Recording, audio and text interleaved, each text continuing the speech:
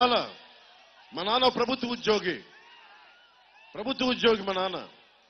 మా పెదనాన్న ఇదే కాకినాడలో ఒక పోస్టల్ ఆఫీసులో పోస్ట్ మాస్టర్గా పనిచేశాడు మా పెదనాన్న సత్యనారాయణ గారు.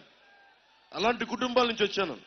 కానీ నా గుండెల నిండా సమాజాన్ని కాపాడుకోవాలి, ధర్మానికి నిలబడాలి అన్న ఒక పిచ్చి ఆకాంక్ష.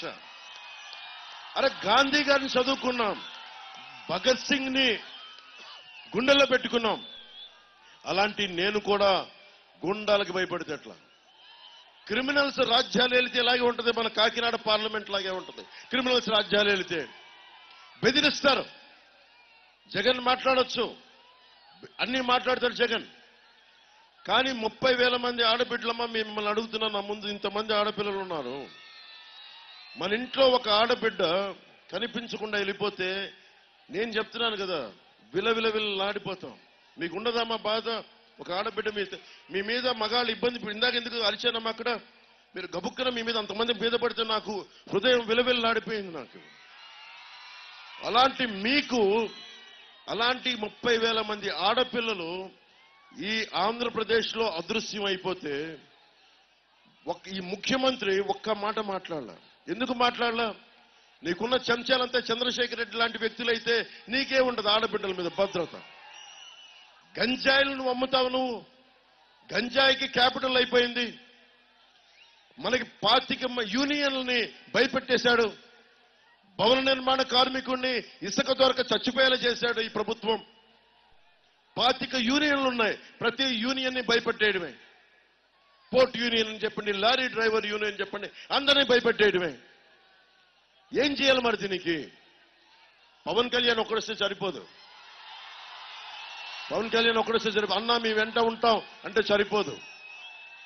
మీ జీవితం కోసం మీరు నిలబడకపోతే, నేను చూడండి, నేను తగ్గించుకున్నాను. ఎవరన్నా ఇంత జనబలాన్ని చూసి ఏమనుకుంటారు? నేను ఎదగాలని కోరుకుంటాడు. నేను తగ్గి కొండబాబు గారికి ఇక్కడ నిలబెట్టేలా చేస్తాం మేము. దేనికి అంటే ఈ నేల నా మాతృభూమి, ఇది నా ప్రజాస్వామ్యం, ఇది లక్షల మంది చనిపోయారు. ఈ నేలని నేను కూడా కాపాడుకోకపోతే ఇంకెవడు కాపాడుకుంటాడని ఒక బాధ, ఆవేదన నన్ను ఇక్కడ తీసుకొచ్చేలా చేస్తుంది. ఓట్ల కోసం ఎంతసేపు అమ్మా? ఓట్లు లేకపోతే నేను చచ్చిపోతానా? ప్రభుత్వంలో నేను లేకపోతే చచ్చిపోతాను. నేను నాకేం అవ్వదు. సగటు మనిషి నలిగిపోతా ఉంటే వీళ్ళు మాట్లాడరేంటి? అందరం భయపడిపోతామేంటి? ఆ బాధ తీసుకొచ్చి నన్ను మీ ముందు నిలబెట్టింది, మీకోసం పోరాటం చేసేలా చేస్తుంది. నేను ఈ రోజున మిమ్మల్ని ఒకటే అడుగుతున్నా, నా కోసం ఓటు అడగట్లేదు,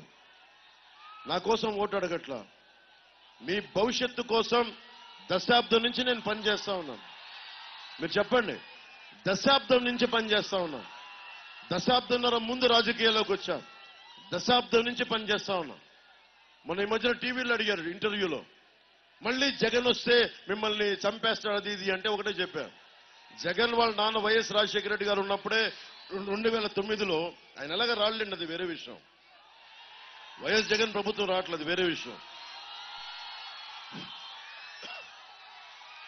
వైఎస్ జగన్ రెడ్డి గారు, మన వైఎస్ రాజశేఖర రెడ్డి గారు ఉన్నప్పుడే నేను ఆయనతో గొడవ పడి ఒక దళితుల కాలనీని కాంగ్రెస్ పార్టీ ఆక్రమిస్తుంటే పోరాడిన వాడిని, భీమరావు వాడా అని చెప్పి.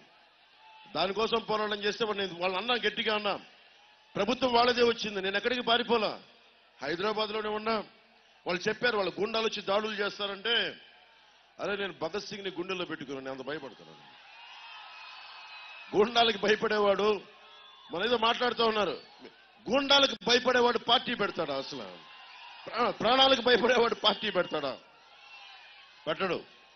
నేను బతికున్నంత వరకు, నా శ్వాస ఉన్నంత వరకు, నా శరీరంలో ఆఖరి శ్వాస వరకు జనసేన పార్టీ నుంచి నా ప్రజాస్వామ్యం, నా మాతృభూమి, నా నేల, మన తెలుగు రాష్ట్రాలు, తెలంగాణ, మన ఆంధ్రప్రదేశ్, వీటికి నిలబడటానికి నేను ఉన్నాను ఇక్కడ. ఎందుకంటే నిజంగా నేను ఓట్ల కోసమే, అధికారం కోసమైతే ప్రధానమంత్రి గారు నాకు ఎంత సన్నిహిత్యం మీ అందరికీ తెలుసు, ఎంత సాన్నిహిత్యం ఉందో. పదవే కావాలంటే నేను